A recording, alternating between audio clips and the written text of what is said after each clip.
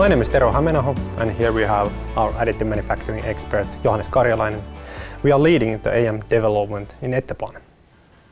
Thanks for joining us today. Because you are watching this video, I assume that you are interested in additive manufacturing, at least in some level. It doesn't matter if you are a newcomer or experienced AM user. We are all facing the same problems. How to implement additive manufacturing into organization we are working in. Luckily, there is a 5-step plan how to make this happen. Step number 1, you need to educate your people.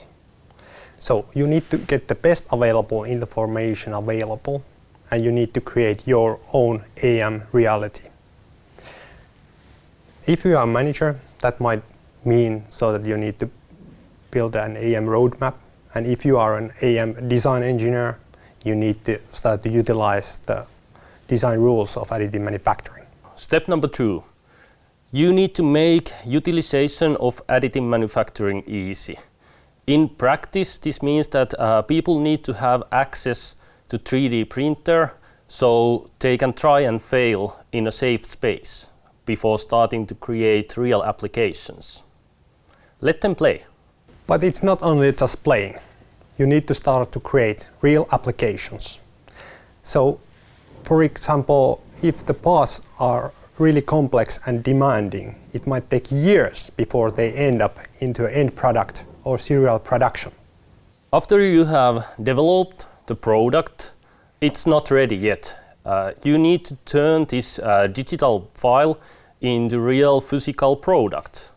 And it might be a long way. So you need to prototype, test, validate, prototype again, finally certificate, and then you will have a production-ready part. Step number 5. Now we go into production.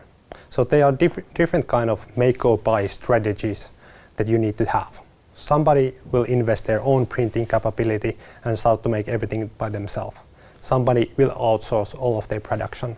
And then there's a middle line where you will validate the parts by yourself and then purchase the components from your subcontractor.